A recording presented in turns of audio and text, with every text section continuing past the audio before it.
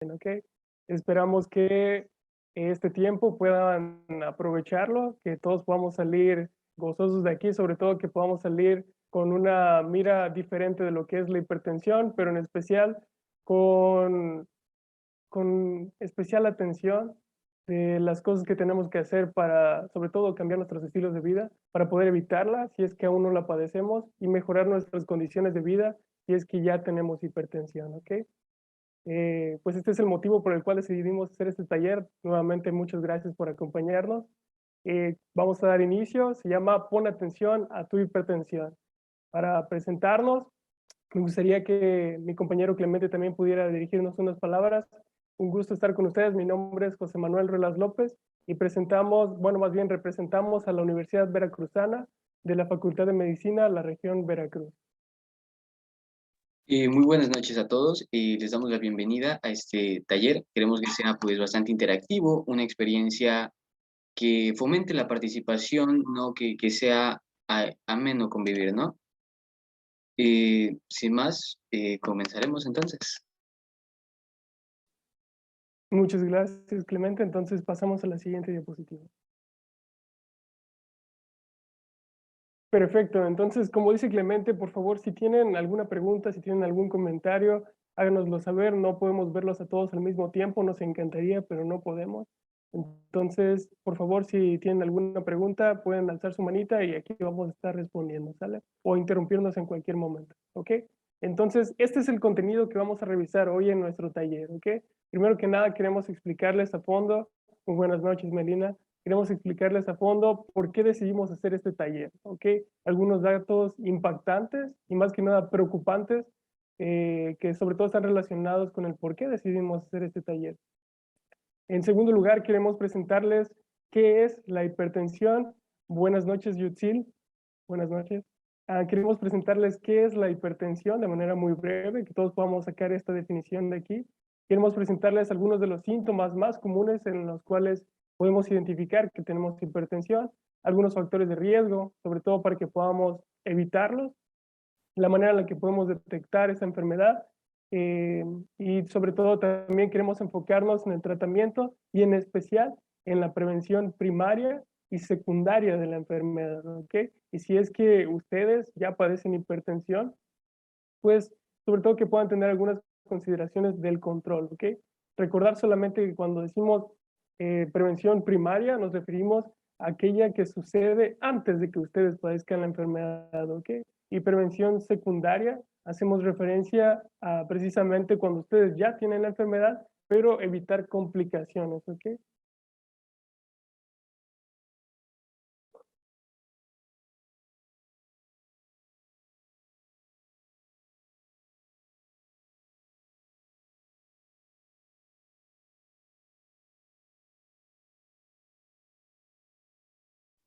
Bueno, entonces comenzando con ya el taller Hecho y Derecho, vamos a mencionar unos datos, ¿no? ¿Por qué es importante? ¿Por qué decidimos hacer este taller, ¿no? Principalmente, vamos a primero que nada abordar una temática mundial, ¿no? En el mundo, en aproximadamente 30 años, pasamos de 150 a 1.280 millones de hipertensos, con un criterio de 30 a 79 años. Esto es una cifra abismal, o sea, es una cifra enorme. Pero además de esos 1.280 millones, tenemos que más de 700 millones no llevan un tratamiento para la hipertensión. Esto pues precisamente es alarmante, ¿no? Es por eso que la hipertensión es un gran problema de salud pública en el que afecta precisamente a todo el mundo. De esta cifra de 1.280 millones, el tratamiento y el diagnóstico solamente se hace en el 42% de las personas, es decir, ni siquiera en la mitad de personas, ¿no? Sumado a esto, el 46% de los adultos desconocen este padecimiento, casi la mitad ni siquiera sabe que está enferma.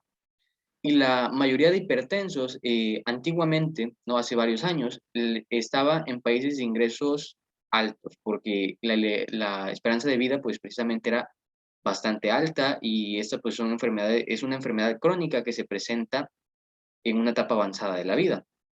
esta carga de hipertensos en años recientes se ha venido desplazando a países de ingresos medianos y bajos, todo lo contrario a lo que veíamos en años atrás, ¿no?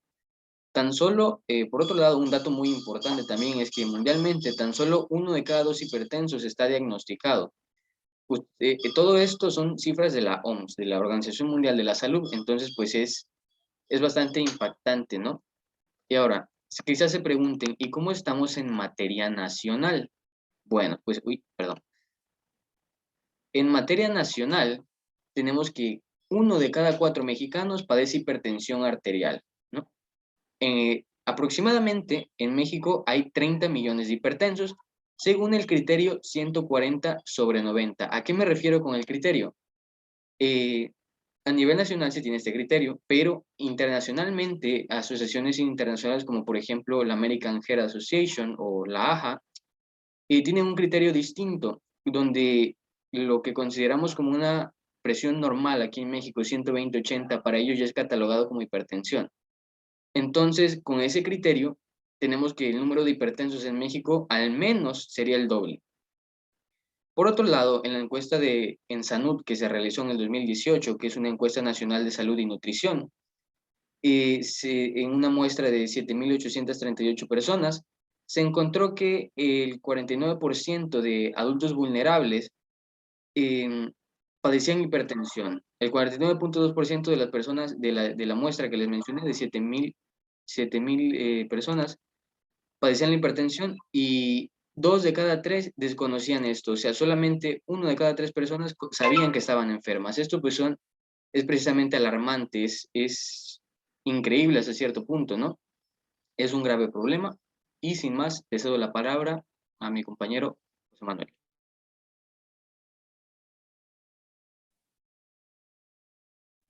Y es que, como dice Clemente, realmente es algo muy triste, ¿no? Probablemente ustedes dirán, bueno, pues 1.200 millones de personas, ¿cuántas personas representarán, no? ¿Cómo qué tanto representará? Pongámonos en perspectiva, digamos que en nuestro país somos aproximadamente unos 127 millones de personas, entonces estamos hablando de que 10 Méxicos padecen hipertensión arterial, ¿ok? ¿Y saben qué es lo más triste? Lo más triste realmente es que solamente 1 de cada 2 hipertensos a nivel mundial está diagnosticado, ¿no? Entonces sí es algo totalmente preocupante, como dice mi compañero Clemente. Algo que también preocupa bastante son las complicaciones de la hipertensión. Ustedes dirán, pues bueno, que se me eleve la presión un día o dos, me duele la cabecita, me tomo, no sé, una pastillita y con eso queda, ¿no? Pero digamos que hace unos años, de hecho, este problema era muchísimo más severo de como lo vemos ahorita, ¿no? Nosotros podemos decir que tenemos un papá, un abuelo, un hermano hipertenso y lo podemos decir con mucha tranquilidad, pero sí es un problema realmente grave.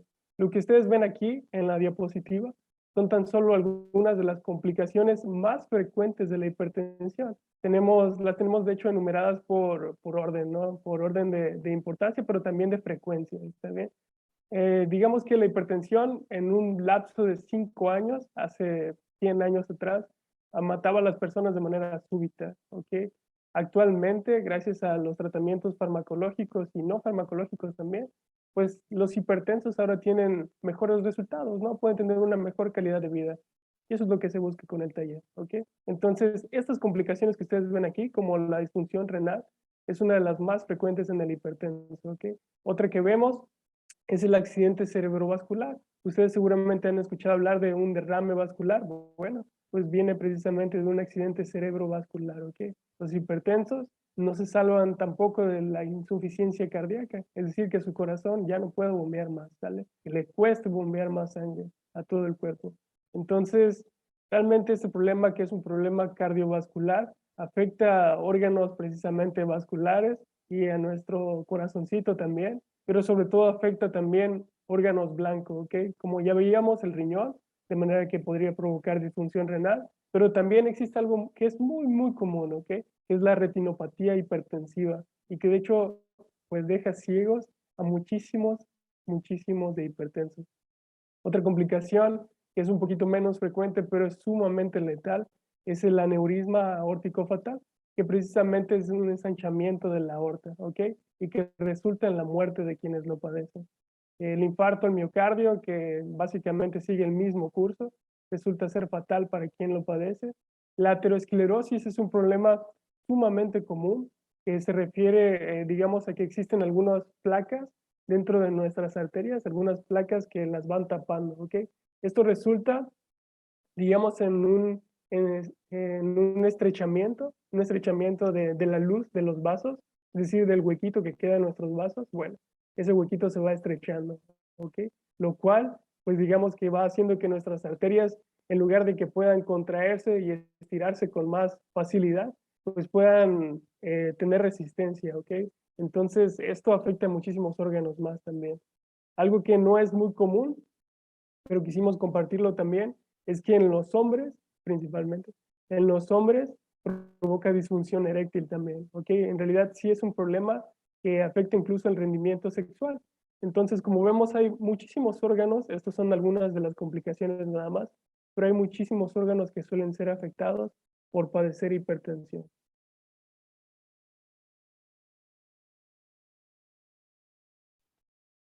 Ok, vamos a fomentar un poquito la participación. Ya nos han escuchado unos 10 minutos. Queremos que participen. Precisamente vamos a presentar aquí una situación, ¿no? No utilizo sal de mesa, por lo que mi ingesta de sodio está bajo control. ¿Ustedes qué creen? ¿Es una realidad o es un mito? Los escuchamos. Eso es un mito, porque no solamente la sal como tal, o sea, los productos que contiene, o sea, la sal, hay varios productos que contienen sodio. Digo, pues también si utilizas caldo de pollo, dependiendo del tipo de producto, si son procesados o no, también estos contienen sal. Así que eso es un mito. Precisamente, muy buena respuesta. Como ella nos lo dijo, perdón, no vi quién era. eh, una disculpa, pero como nuestra asistente nos Yutzi. lo dijo, Yutzil, como Yutzil nos los dijo, es un mito, ¿no? Nosotros, pues, aunque no utilicemos sal de mesa, si consumimos algún alimento procesado, evidentemente este va a tener una carga de sodio, que puede ser hasta más alta que si le ponemos sal a nuestra comida que hacemos en casa, ¿no? Entonces, pues, tenemos que moderar esta ingesta, ¿no? De alimentos procesados principalmente. Así que, bueno, continuamos. Y precisamente estamos hablando mucho de hipertensión, pero no la hemos definido, ¿no? Aunque la gran mayoría en la encuesta que realizamos sabe muy bien qué es la hipertensión, pero vamos a dejarlo en claro. En sí la hipertensión se define, perdón, como un aumento anormal persistente de la tensión que la sangre crece en las arterias, es decir, que la sangre es bombeada por el corazón con una fuerza excesiva.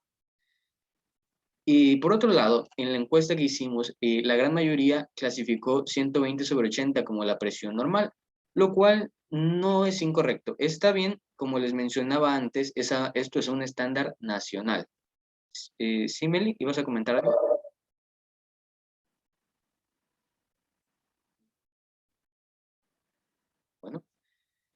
Bueno, como les mencionaba, 120/80 es un estándar nacional. 110/70 es ya lo que considera la AJA como algo normal. Y aquí en México vamos a tomarlo como algo ideal, ¿no? Las personas jóvenes, yo por ejemplo, tengo una presión de 110/70. Eso no significa que yo sea hipotenso, pues, ni nada por el estilo, simplemente que pues te llevo una buena dieta, realizo ejercicio y pues bueno, ¿no? Por otro lado, ya entrando en el problema, en la patología como tal, tenemos que se clasifica de tres maneras la hipertensión en nuestro país. Estadio 1, que va de 140 a 159 de presión sistólica, sobre 90 a 99 de presión diastólica.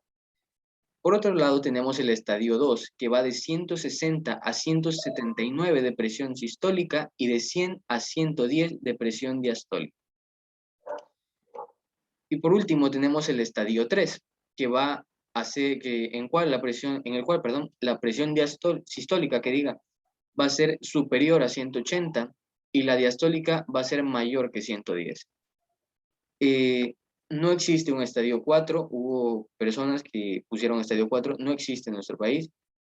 No tengan miedo de equivocarse, es normal. Venimos aquí para aprender, ¿no? Eso la palabra. Gracias, Clemente. Entonces, de acuerdo a lo que acabamos de ver también y a todo lo que hemos presentado aquí, queremos también como ejercer algunos síntomas, ¿ok? Dejar en claro algunos síntomas que son característicos de la enfermedad, ¿ok? Me gusta mucho decir que los síntomas de la hipertensión son totalmente insidiosos, ¿ok? ¿Alguien sabe qué significa la palabra insidioso? Si no, de todas maneras se las vamos a definir aquí, ¿ok? Insidioso quiere decir algo que engaña, ¿ok? Que engaña, pero con el propósito de crear un mal totalmente, ¿ok? Eso es incidir. Bueno, más bien, eso es insidioso, ¿ok?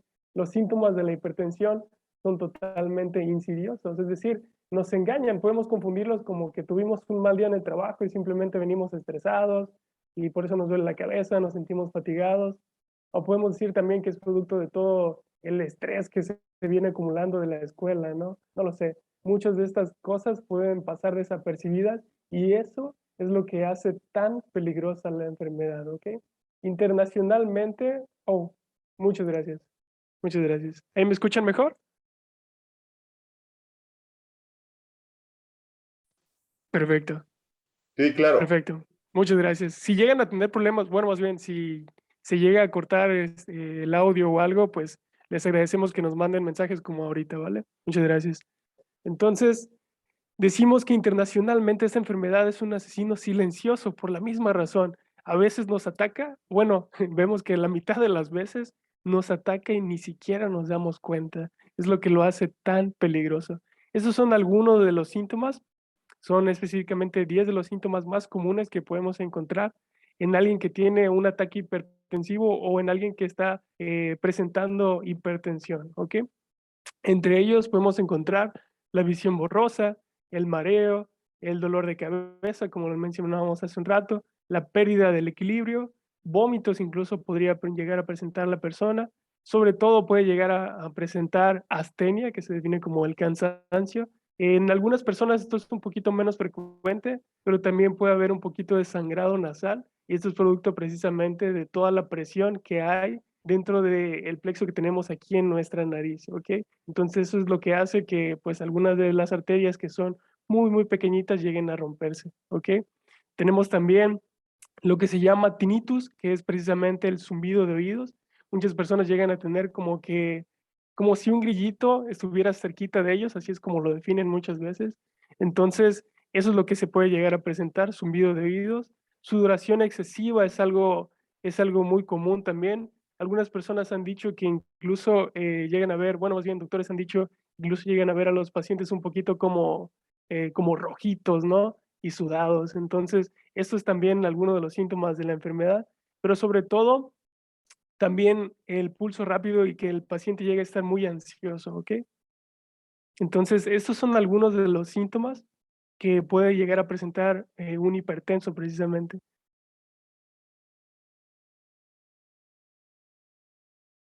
Ok, y empezamos entonces con la primera recomendación del taller, y es que precisamente es caminar. Es tan simple y tan sencillo que, bueno, es una actividad que generalmente realizamos mucho, ¿no? Quien va a trabajar, quien va a la escuela, además, no, siempre camina al menos unos 10 minutos al día en lo que se traslada a su destino. Esto pues precisamente se vio reducido con la llegada de la pandemia, pero no nos debemos olvidar de caminar. ¿Cómo nos va a ayudar? Como aquí está resumido y aquí lo podemos ver. Principalmente nos va a reducir la presión arterial porque es un ejercicio aeróbico. Eso es muy importante. Se recomiendan mucho ejercicios aeróbicos. Por otro lado, el hacer ejercicio en general, o sea, ya se los voy a mencionar desde ya, tiene un efecto en nuestro cerebro, en nuestra mente, ¿no? Nos ayuda a combatir ciertas eh, estadios, por llamarlo de alguna forma, ¿no? Ciertas sensaciones, sentimientos como la ansiedad, depresión y estrés, ¿no? Nos desestresa, se dice el ejercicio, ¿no? Por otro lado, al ser ejercicio, precisamente, ¿no? Va a disminuir los niveles de colesterol y y esto igual puede derivar en una pérdida de peso, que esto pues lo vamos a ver un poquito más adelante en qué nos beneficia perder peso y va a facilitar la circulación, ¿no? Al momento de caminar, en las piernas nos ayuda mucho a que la sangre retorne al corazón de una manera más sencilla.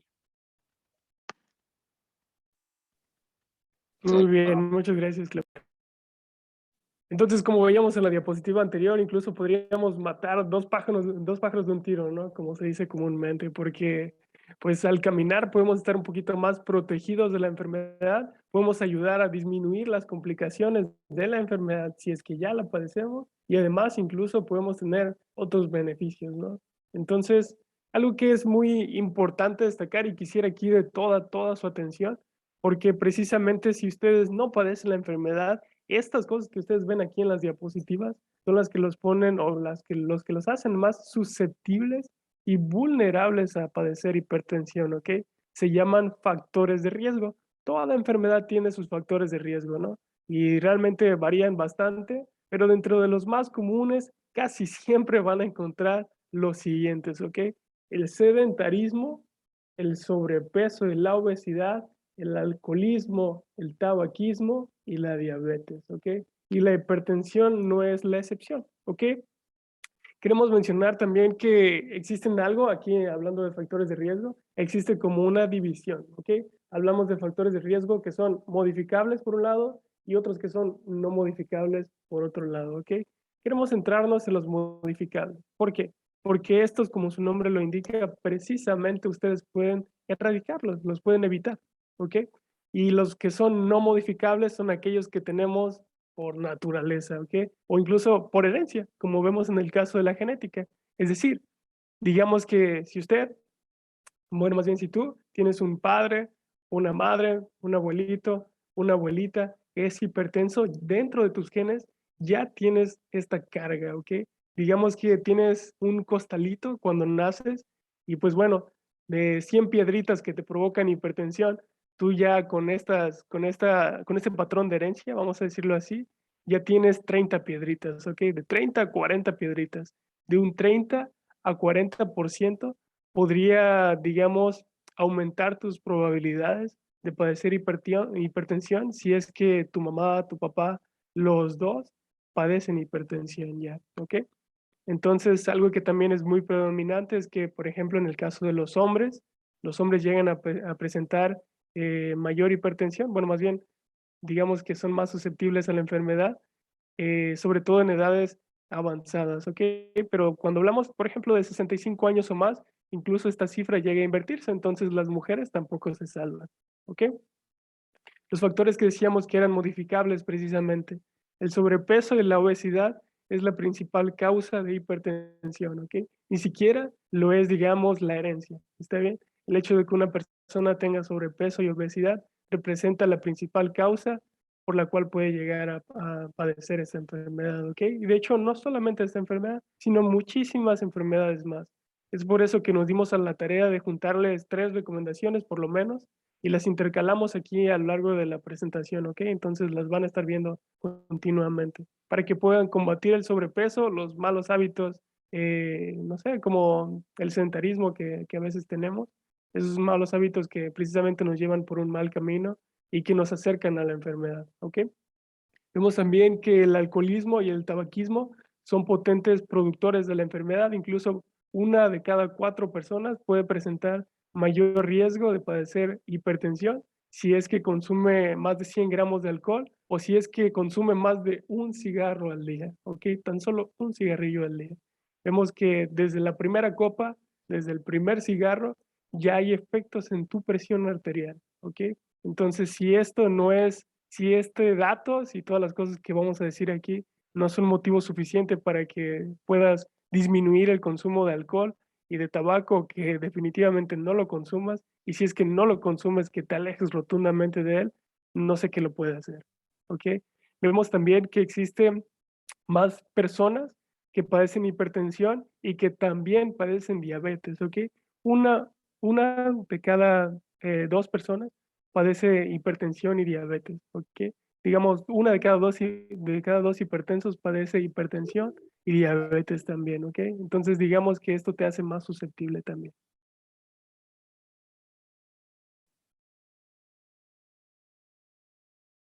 Muy bien, y este apartado lo quisimos poner aparte porque es precisamente uno de los más comunes, vamos a decir uno de los más sabrosos también, porque, pero también uno de los más predisponentes para padecer la hipertensión, ¿no? Eh, decimos que tenemos malos hábitos alimenticios, principalmente que nos pueden acarrear hasta esta enfermedad, son que cuando presentamos alguno de los tres siguientes, ¿ok? Cuando consumimos alguna de las tres siguientes eh, sustancias, ¿ok? Grupos, vamos a decirle así.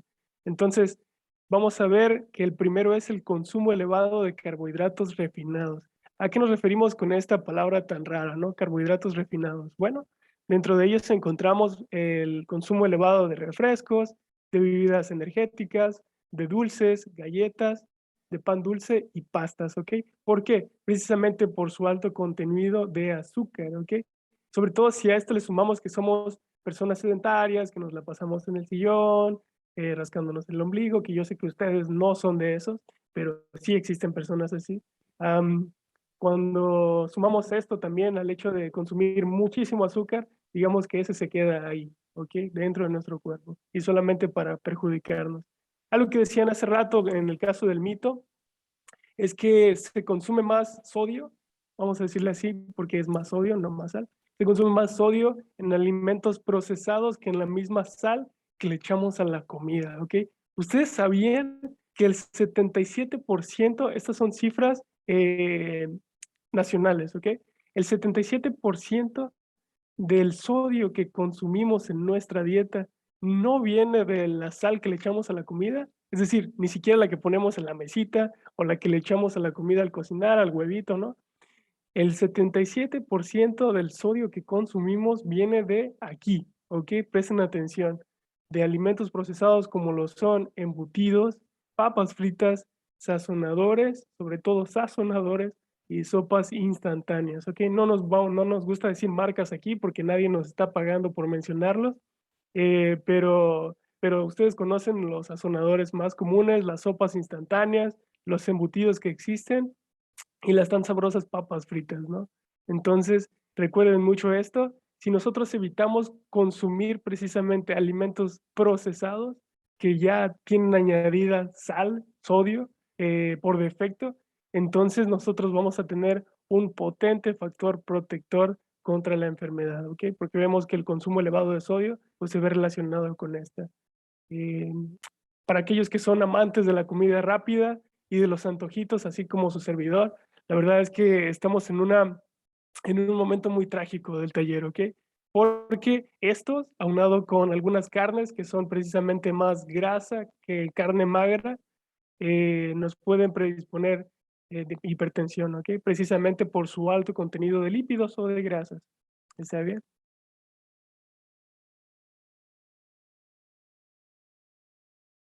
Perfecto. Bueno, dijimos que no íbamos a decir marcas, pero aquí va una, ¿ok? Va a ser la única excepción en el taller. Entonces, ¿a quién de ustedes, así que sea fan, ¿a quién de ustedes les gustan las hamburguesas? Ni siquiera tienen que decirlo, solamente alcen su manita, hay una reacción aquí en el Zoom. Si quieren, solo alcen su mano. ¿A quién le encantan las hamburguesas? Bueno, lo voy a alzar yo también. Ok. La verdad es que a mí también, ya pueden bajar su mano, muchas gracias. Son un montón, ¿eh? La verdad es que a mí también me encantan las hamburguesas, ¿sale? Sobre todo me gustan las de Carl's Jr., pero bueno, es otra cosa. Entonces, vemos aquí un ejemplo muy claro, ¿ok? Cuando hablamos de hamburguesas, precisamente las de Burger King, ¿ok? Una sola Whopper con queso, que digamos que no es la hamburguesa más barata, pero se acerca a la que podemos encontrar en Burger King. Una sola Whopper con queso puede llegar a tener 640 calorías, ¿ok? Imagínense qué tanto es esto cuando les digamos lo siguiente. Según la Organización Mundial de la Salud, para un hombre promedio de unos 70 kilogramos, un hombre promedio mexicano, vamos a decirle así, un hombre promedio musculoso y fuerte, un hombre promedio de 70 kilos debería de consumir de 1.800 a 2.400 calorías, ¿ok? Saquen Dicen por ahí, qué rico, sí, sabe muy buena, la verdad. Pero bueno, eso es otra cosa. Saquen las cuentas, échenle pluma y papel, pero digamos que si nos echamos una Whopper con queso, ya nos habremos gastado, o bueno, ya habremos ocupado de manera errónea, muy, muy errónea, un tercio de todas las calorías que deberíamos de consumir en un día, en todo un día, ¿ok? Una Whopper con queso yo me la podría acabar en 2 minutos. En 2 minutos podríamos consumir un tercio de todas las calorías que deberíamos de consumir al día. ¿Por qué esto es tan perjudicial? Porque estamos invirtiendo demasiadas calorías en alimentos que nos dan muy poco contenido nutricional, ¿ok? Algo que es muy peligroso también, y que lo hemos estado repitiendo, el sodio, el sodio. Lo van a escuchar tal vez hasta cuando duerman, ¿no? El sodio, evita el sodio. Entonces, vemos también que cuando nosotros compramos una hamburguesa, pues no pueden hacer falta las papas fritas, ¿no? Unas buenas papas a la francesa, sobre todo unas Jumbo, ¿ok? Bueno, no creo que en Burger King solo hay grandes. Entonces, si ustedes completan su combo con una hamburguesa y unas papas, ahí ya tienen aproximadamente 1027 calorías y más de 2.2 gramos de sodio, ¿ok? ¿Qué tanto es esto? De las calorías ya hemos hablado. Hablando del sodio, ¿cuánto sodio deberíamos de consumir?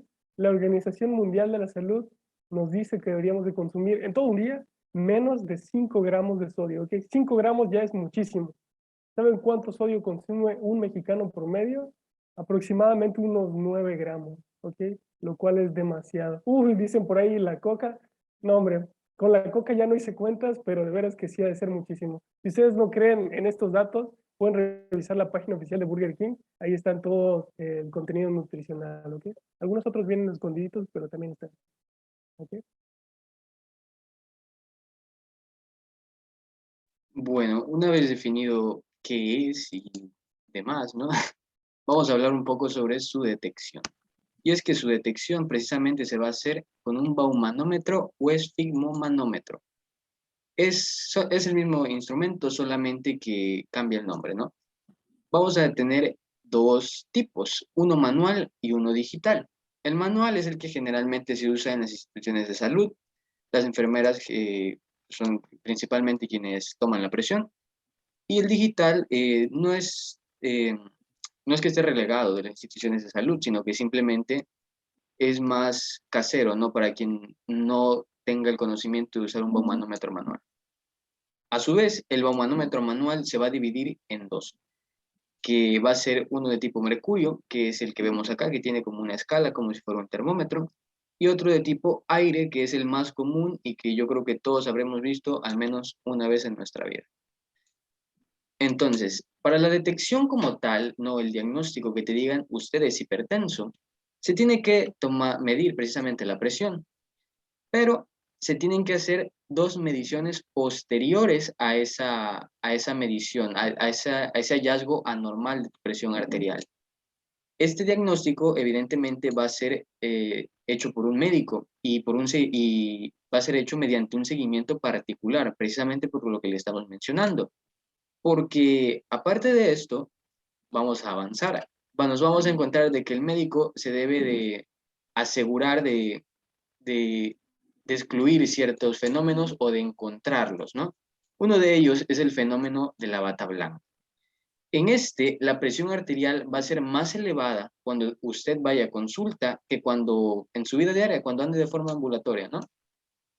De igual forma tenemos la hipertensión arterial enmascarada, que es lo contrario al fenómeno de la bata blanca, ¿no?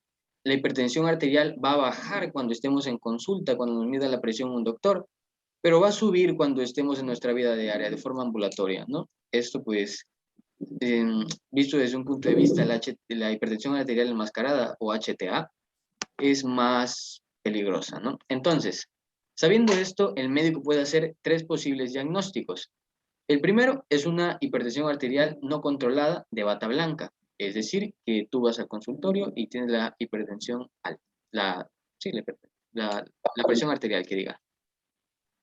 Otro diagnóstico es la hipertensión arterial no controlada enmascarada, ¿no? Este pues es un proceso, perdón, un tipo de hipertensión un poquito más complicado porque se tiene que tomar la presión arterial de forma ambulatoria o en casa, cuando no hay un personal de salud presente, y para eso precisamente es que son de gran utilidad los baumanómetros digitales, ¿no? Que no necesitan no se necesita mucho conocimiento para poder tomar la presión. Y por último, tenemos la hipertensión arterial no controlada sostenida. Esto quiere decir que la presión arterial va a estar elevada tanto en consulta como de forma ambulatoria en nuestra vida diaria. Y bueno, aquí tenemos nuestra segunda recomendación, que es precisamente bailar. Bueno, a ver, siendo honestos, es sencillo de hacer, pero generalmente solamente lo solemos hacer en fiestas o cuando estamos trapeando, barriendo o algo así por el estilo. No estamos haciendo labores domésticas. Pero bailar precisamente nos ayuda bastante. Va a reducir la presión arterial porque es un ejercicio aeróbico, quieran que no. Y de hecho existe un tratamiento, por decirlo de alguna forma, que se denomina bailoterapia, que precisamente pues, de eso es que se derivan estos beneficios, de esos estudios. Es que, por otro lado, al igual que caminar, va a evitar o mejorar el insomnio, y de igual manera, con todo el ejercicio físico, va a tener un efecto psicológico en nosotros, ¿no? En este precisamente hablando de bailar, va a mejorar nuestro estado del humor aquí, como podemos ver, ¿no?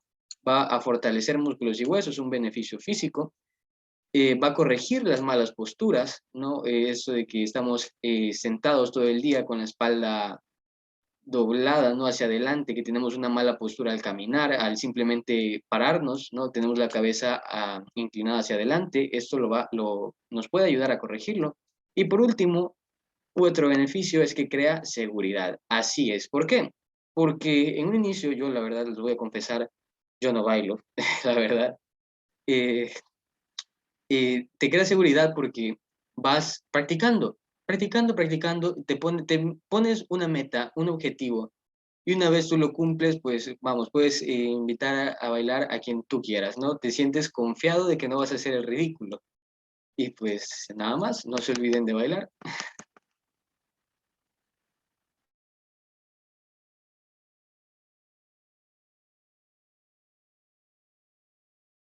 Perfecto, entonces, ¿quién dijo que cuando estamos bailando, mientras hacemos el quehacer, no estamos haciendo ejercicio? Quien se los dijo es un mentiroso, ¿ok?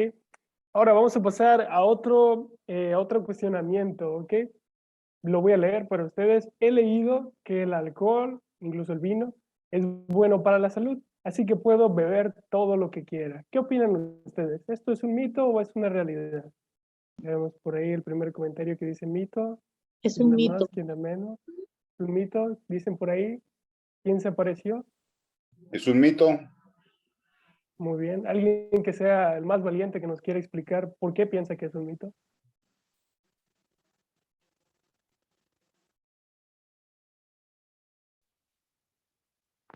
No sé. Buenas noches. Ah, Buenas yo había noches. ¿Cómo te llamas? escuchado, yo soy Paola. Hola, Paola. Buenas noches a todos. Yo había escuchado que sí es bueno beber una copa al día.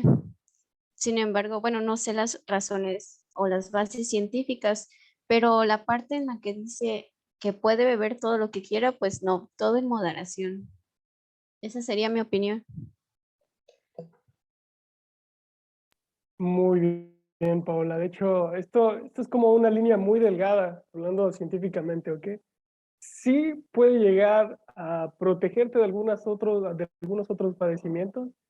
Sobre todo se ha visto que tiene, digamos, de manera un poquito contradictoria. Tiene factores protectores para el corazón. Sí es una línea muy delgada, ¿ok? Muy estrecha entre lo que es una copita y tomar durante una fiesta, ¿ok? Que regularmente no es una copita. Entonces, está sumamente contraindicado el consumo de alcohol para protegerte o para mejorar tus condiciones si ya eres hipertenso, ¿ok? Para protegerte de ella o para controlarte, está sumamente contraindicado porque decíamos hace un rato que 100 gramos de alcohol tan solo se necesitan, así es, dice Yutzil por ahí, todo en exceso es malo. Efectivamente, Yutzil, cuando hablamos del alcohol, también es sumamente dañino, ¿ok? Sobre todo para aquellos hipertensos, ¿ok? Absténganse lo más que puedan del alcohol. Si pueden, si tienen un problema con él, pueden acercarse a uno de nosotros. Creo que no somos los mejores controlando adicciones, pero podemos ayudarles con algo. Pero sobre todo, si tienen algún problema con el alcohol, por favor, y aparte son hipertensos, por favor, dejen de hacerlo, ¿ok? Porque hay una línea muy delgada entre que los puede proteger y otro campo sumamente grande en el que puede empeorar su condición de manera rotunda, ¿ok? Entonces es rotundamente un mito. Ok, vamos a hablar un poco sobre el tratamiento de la hipertensión. Vamos a mencionar por en sí, bueno, a ver, les adelanto que se va a dividir en farmacológico, evidentemente se prescriben fármacos, y no farmacológico. Vamos a mencionar muy por encima el farmacológico, porque no es propósito de este taller, y pues la verdad, si nos centramos en ello, le tardaríamos muchísimo tiempo. Entonces, dicho de manera muy escueta, muy rápida, el tratamiento farmacológico se va a dividir en 6 familias de antihipertensivos. Por un lado tenemos a los diuréticos, que se van a dividir en 3, las tiazidas, diuréticos del asa de Henle, una parte de la nefrona, que se encuentra en el riñón, y los ahorradores de potasio. Estos pues fueron los primeros a usarse, fueron bastante útiles en su momento y a día de hoy también, pero presentan una gran variedad de efectos adversos y contraindicaciones. Y bueno, avanzando tenemos a los bloqueadores beta, que en un inicio no se conocía su efecto antihipertensivo, eran usados con otros fines y van a actuar en, digamos que en nuestro cuerpo existen ciertas sustancias que hacen que nuestros vasos sanguíneos, es decir, nuestras arterias y venas, se tensen, ¿no? Que tengan una presión arterial elevada. Los bloqueadores beta van a actuar en la misma vía que los inhibidores conversores de la angiotensina 1 y los antagonistas receptores de la angiotensina 2. Dicho en español, o sea, imaginémonos una carretera que se va a... Imaginémonos una carretera que se va a... no, es que tengo que admitir a todos. Imaginémonos una carretera donde viaja un coche de punto A a punto B. Estos medicamentos lo que van a hacer es interponerse en ese camino para que no se sintetice cierta sustancia que va a hacer que nuestros vasos tengan una presión elevada, ¿no? Precisamente el bloqueador beta es el primero a actuar en ese sistema y bueno, como ya les mencioné, primero usado con otros fines. Por otro lado, tenemos a los antagonistas del calcio, que se van a dividir en 3. Las fenilalquilaminas, benzotiazepinas y dihidropiridinas. Estos medicamentos van a inhibir vías de calcio que producen vasoconstricción, dicho a grandes rasgos. Y bueno, avanzando tenemos a los inhibidores conversores de la angiotensina 1. Como ya les mencioné, van a actuar en la misma vía que los bloqueadores beta, pero digamos que los bloqueadores beta actúan primero y luego actúan los inhibidores de la angiotensina 1, ¿no? Como que estos actúan a la mitad del camino y los bloqueadores beta en el primer tercio, ¿no? Y precisamente van a inhibir cierta síntesis de sustancias que producen que nuestras arterias se tengan una presión arterial elevada. Por otro lado, tenemos igual a los bloqueadores alfa, que estos solamente había un medicamento muy usado, pero igual presentaba ciertos efectos adversos, principalmente del síndrome de primera dosis, ¿no? Que por ese síndrome, digamos que se podría tener que suspender la aplicación de este medicamento.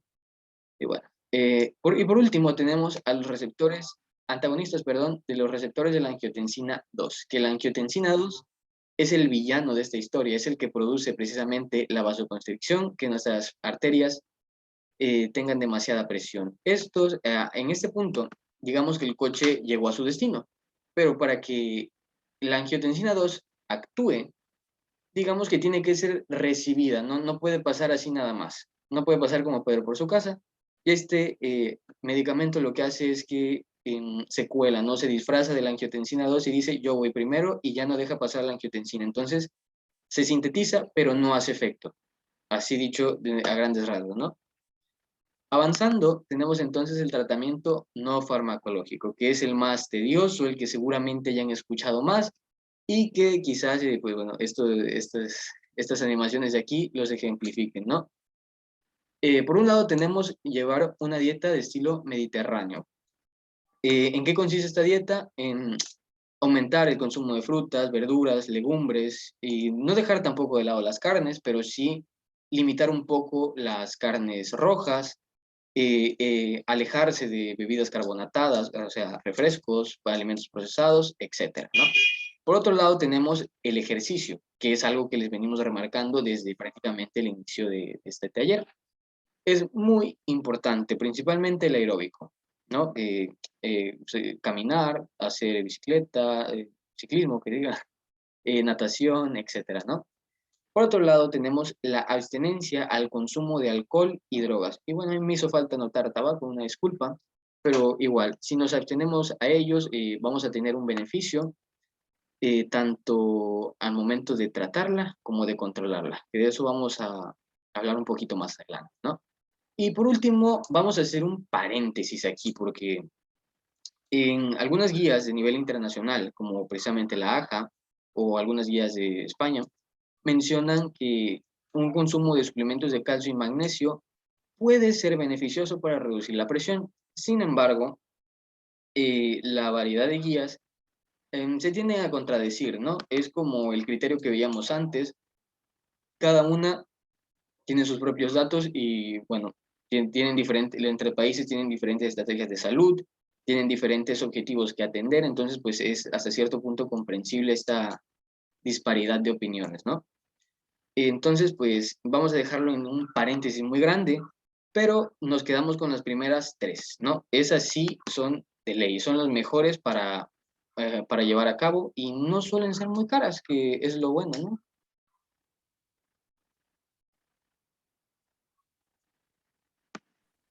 Perfecto, muchas gracias, Clemente. Entonces, algo que tal vez a mí se me había pasado mencionarles también es el hecho de que, número uno, hay algunos países incluso que pueden, el magnesio te ayuda a relajarte. De hecho, sí, tiene razón, hermana. Algunos de ustedes seguramente también han escuchado hablar de los beneficios antihipertensivos del potasio, ¿no? Todos hemos escuchado que si padeces hipertensión, que te comas un platanito, ¿no? A pesar de que no es el alimento que contiene más potasio, pues sí es uno de los más representativos. También puede llegar bueno, más bien a producirnos un efecto antihipertensivo, pero todos estos casos, vamos a decirlo así, aún siguen en estudio, como decía Clemente, ¿ok? Algo que se me había pasado a mencionarles, les comentaba, es el hecho de que, por ejemplo, hay países, hay países, por ejemplo, no, perdón, hay ciudades, por ejemplo, en Brasil, que digamos que son totalmente fuera de nuestra ciudad, ¿no? Completamente fuera de lo que nosotros concebimos. Ellos no consumen ningún tipo de alimento procesado, ellos no consumen ninguna sopa instantánea, ellos no consumen un pan dulce porque no hay panaderías. Y adivinen qué, pregúntenme cuántos casos de hipertensión tienen ellos, ¿ok? En su población, no tienen ninguno, ¿ok? Entonces, dentro de estas cuestiones que les hemos estado remarcando aquí, por ejemplo, en el caso de la alimentación, en el caso de ponernos activos, realmente queremos hacer un énfasis muy grande, ¿ok? El hecho de que nosotros reduzcamos nuestro peso, ¿qué quiere decir reducir nuestro peso? Como dice Clemente, un paréntesis aquí bien grande, reducir nuestro peso aproximadamente unos 10 kilogramos, es que estamos pasados 10 kilogramos de peso, reducirlos unos 10 kilogramos, que suena mucho, pero no es imposible. 10 kilogramos reduce entre 5 y 20 milímetros de mercurio, perdón. 20 milímetros de mercurio, lo cual es muchísimo, ¿ok? Entonces, si usted tiene planeado, perdón, si usted tiene planeado bajar de peso simplemente por estética, piense también en los beneficios sumamente grandes que esto podría traerle hablando de su presión arterial, ¿ok? Y esto puede ser un motivo muy fuerte para que si es que quiere empezar a hacer ejercicio, que se determine de una vez aprovechando que mañana es lunes y todos decimos el lunes empiezo, ¿no? Entonces aprovechen mañana que es lunes. Otra cosa que es muy importante para prevenir la enfermedad es la reducción del consumo de sodio. Se los hemos estado diciendo hasta el cansancio. Por favor, si alguien puede anotar alguno de los casos que habíamos visto aquí a lo largo del taller, algunos de los alimentos de los cuales nos tenemos que abstener para reducir el sodio, se los agradecería muchísimo, pero por favor reduzcan el consumo de sodio en sus hogares, ¿ok? Anoten por ahí algún alimento que recuerden, que hayamos dicho, algo que tienen que evitar. La moderada ingesta de alcohol, como decíamos, hay una línea muy delgada entre que puede ser un pro o que puede ser un contra sumamente grande. La suspensión del tabaquismo es sí, para nada, ¿ok? Ni uno, por favor. La meditación, la relajación del estrés, y digo, perdón, la relajación y el control del estrés, la verdad es que sí, sí hay un efecto psicológico sobre nuestra presión arterial, sobre todo nuestro ser en sí, ¿no? Pero si ustedes se preguntaban el hecho de que, por ejemplo, tuvimos un mal día en el trabajo o realmente nos está yendo mal en la escuela, rompimos con la novia, el novio, no sé, mi mamá me mandó por las tortillas cuando estaba jugando en línea. Realmente el hecho de que nos estresemos sí tiene un efecto en nuestra presión arterial, ¿ok? Entonces, hacer ejercicios de relajación, que existen muchísimos, ustedes los pueden googlear, existen muchísimos ejercicios de relajación. Yo les recomiendo hacer ejercicios de respiración antes de dormir, eso ayuda muchísimo también. Esto les va a ayudar no solo a tener estabilidad, mejor estabilidad emocional, sino a reducir su presión arterial también, ¿ok? El ejercicio físico, se los hemos dicho también hasta el cansancio, no hace falta demasiado, ¿ok? Si usted ya es hipertenso, lo vamos a decir aquí, si usted ya es hipertenso, incluso con 3 días a la semana, 15 minutos, si es que nunca ha hecho ejercicio, 15 minutos, 3 días a la semana es suficiente para empezar, ¿ok? Empieza mañana lunes, luego el miércoles y luego el viernes, y 15 minutos nada más, y ya con eso va a estar, de veras, con eso va a estar ayudando muchísimo al control de su enfermedad, ¿ok? Recuerden que todo esto, pues, es como recomendaciones, aparte del tratamiento farmacológico. Si es que ya tienes hipertensión, por favor, acércate a tu médico, porque los medicamentos tienen que ser muy específicos, ¿ok? Eso con en cuestión al ejercicio y otro, hablando de la educación. Si usted, nuevamente, si usted es hipertenso, por favor, tome estos consejos, ¿ok? ¿Sabían ustedes que aproximadamente un 60% de los hipertensos no lleva un adecuado control de su hipertensión? Esto porque la mitad de ellos no lo lleva porque no conoce, vamos a decir, por ignorancia, ¿ok? Porque no conoce sus beneficios de llevar un adecuado tratamiento farmacológico, de no farmacológico, porque no los conoce y porque no conoce las complicaciones, las consecuencias de no llevarlo, ¿ok? Ustedes ya lo han visto aquí hoy. Por favor, si tienen a un abuelito, un papá, un primo que es hipertenso, por favor háganle saber este mensaje, ¿ok? Y háganle saber el impacto que hacer estas cosas podría traer en su vida y el impacto que no hacerlas podría traer también, ¿ok? Entonces eso es en cuanto a la educación del hipertenso.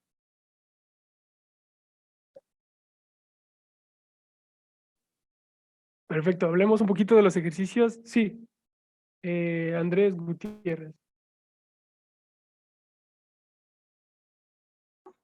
Sí, buenas noches a todos.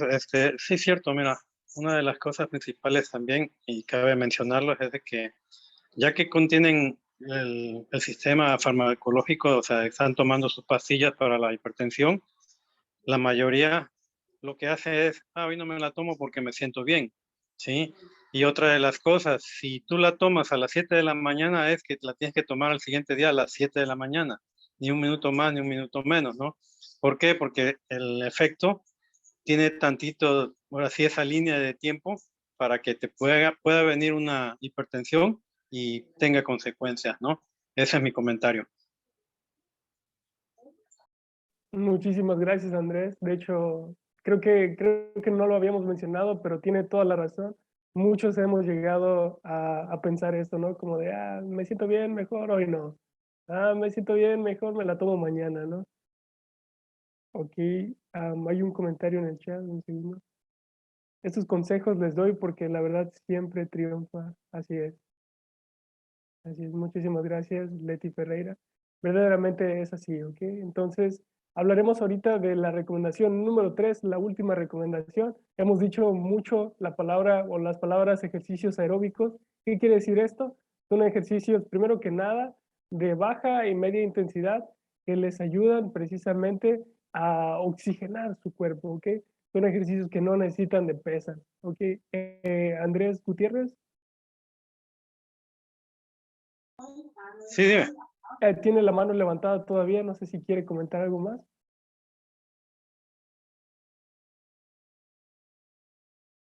O solo se le olvidó bajarla. Y ahí aparece abajo, ¿verdad? Ah, ok, va, perdón. Gracias. Entonces, gracias, Andrés. Entonces, algo que es muy importante también, si usted ya es hipertenso, por favor, antes de empezar a hacer ejercicios, bueno, más bien vamos a decirlo de esta manera, ¿ok? Porque usted puede empezar a hacer ejercicios aeróbicos en casa y no tener mucho problema. Antes de alocarse, ¿ok? Porque esa es la verdadera palabra. Antes de alocarse con ejercicios de pesas, con ejercicios que le impongan demasiado esfuerzo, por favor, visite a su médico, ¿ok? Es la mejor recomendación. El médico le va a hacer algo que se llama prueba de esfuerzo. Le va a decir qué tanto usted puede esforzarse durante su ejercicio, durante el entrenamiento, y pues digamos qué tanta carga debería de llevar, ¿ok? Es importante mencionar algunas consideraciones. Siempre tiene que empezar con estiramiento y con ejercicios de calentamiento, ¿ok? Siempre, hablando de este tipo de ejercicios. Estiramiento y calentamiento es fundamental. Otra cosa que es muy importante, si tú vas empezando a hacer ejercicio, por favor, no sobrepases tu 50% de intensidad. Es decir, si te cuesta, digamos, hacer una sola repetición de cualquier ejercicio con 10 kilos, si no puedes hacer una, entonces ese es tu límite, ¿ok? O si puedes hacer una, ese es tu límite. No ocupes 10 kilos, ocupa 4 máximo, ¿ok? No ocupes más. 4 o 5 es suficiente, ¿está bien? Pero hay algo que es muy importante mencionar aquí, ejercicios de pesas, de hecho hasta se los tachamos aquí, ejercicios de pesas, muchos estudios los contraindican, ¿ok? Si es que ya son hipertensos. Si no lo eres, adelante, solamente recuerda estas consideraciones, ¿ok? Pero aquí nos vamos a enfocar más que nada en ser un poquito más longevos, ¿no? En mejorar nuestra calidad de vida y no tanto en estética, ¿ok? Eviten, por favor, ejercicios de pesas y ejercicios isométricos. Por ejemplo, no sé si alguno de ustedes ha visto el ejercicio que se llama plancha, en el que literal están ahí como por 1 o 2 minutos, lo que aguantes. Eviten hacer ejercicios en donde tengan que estar estáticos porque precisamente les imponen demasiada fuerza, ¿ok? Si quieren mejorar su calidad de vida, si quieren mejorar su oxigenación, esa es la palabra que buscaba, si quieren mejorar su oxigenación, si quieren desintoxicar su cuerpo también, busquen estar movidos, ¿ok? Ejercicios aeróbicos. Y por favor, tomen descansos. Está bien, es sumamente importante que si van empezando, tomen 30, 40 segundos de descanso. Es muy bueno, ¿ok? No pasa nada. Y si es que tienes un poquito más de condición, 10 o 20 segundos puede ser suficiente.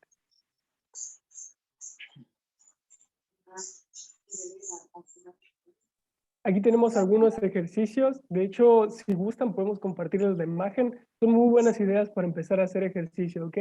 Todo esto que ustedes ven aquí, todos esos muñequitos, es una rutina completa, ¿ok? Que ustedes pueden cumplir en 15 minutos nada más, haciendo cada ejercicio aproximadamente unos 20 segundos, ¿ok? Y tomando unos 10 segundos de descanso.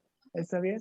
Entonces, ustedes pueden hacer esta rutina desde su casa. No necesitan equipo, no necesitan nada, ¿ok? Esto lo pueden hacer desde su casa y verás que puede traer efectos muy buenos para su salud. Son tan solo ejemplos, ¿ok?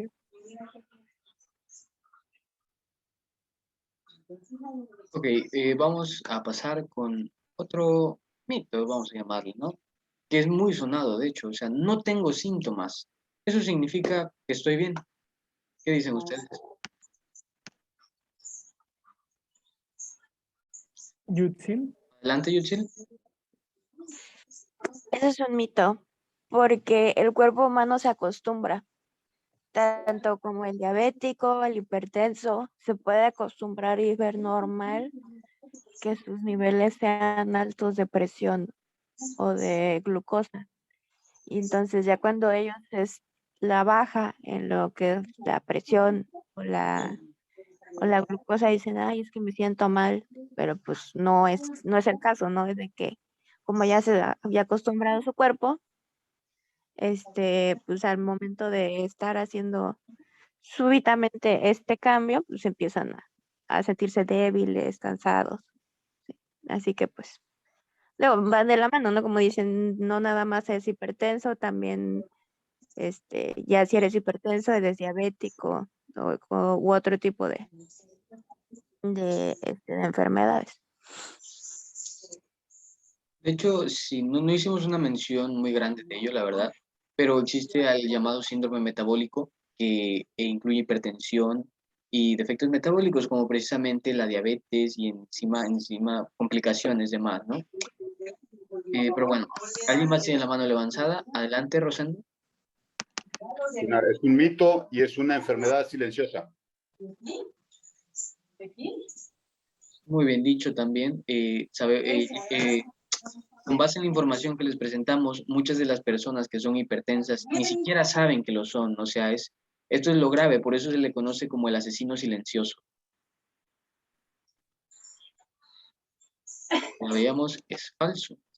Y bueno, aquí presentamos algunas referencias de lo más representativo, porque verdaderamente tuvimos que leer muchísimo, de verdad, desde el inicio del semestre prácticamente. Y bueno, estas son los datos más importantes e impactantes que les presentamos. Por otro lado, vamos a compartirles, ya acabamos de finalizar, ya el taller acaba de terminar. Vamos a compartirles una encuesta para que se rellene y veamos el avance, por decirlo de alguna forma, ¿no?, que tuvieron al momento de participar en el taller. Por otro lado, el link se lo va a compartir mi compañero José en los comentarios por estos momentos. Y por otro lado, le vamos a pedir, bueno, de los que tenemos un número de teléfono, le vamos a compartir material a lo largo de esta semana. Y vamos a realizar un video que se va a subir a este canal de salud. Tiene aproximadamente 1480 suscriptores, nada más para que no se vayan por otro canal. Y les compartimos también unas redes sociales, de una página de Facebook llamada Miritzel y un perfil de Instagram que se llama Vive tu Estilo, donde precisamente van a tocar temas de estilo de vida sustentable y sostenible, me parece. Y de igual forma, muy posiblemente estén promocionando otros tipos de campañas de salud, entonces pues dense una vuelta si quieren aprender un poquito más. Y por último, antes de que se me olvide, esta sesión se está grabando, como yo creo que se pudieron dar cuenta. Y mi intención es subirla a este canal de YouTube, a Dr. Salus, para que los que no pudieron asistir se les pueda compartir el link y la puedan ver. Si hay alguna objeción, principalmente por quien prendió su cámara, de que se muestre su imagen en YouTube, por favor que me lo diga y yo me encargo de censurarla y simplemente, ¿no? Si hay alguna objeción, perdón, los escucho.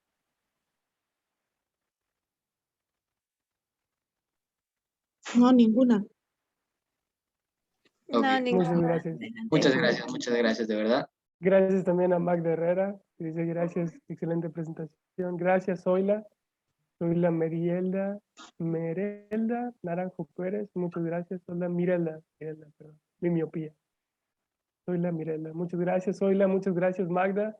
Y recuerden también, por favor, que esto me lo decía mucho un maestro en la primaria, no hay pregunta tonta.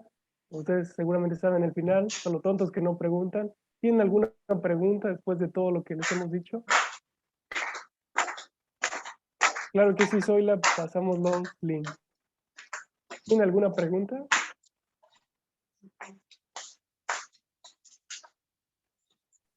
Muchas gracias, Bea.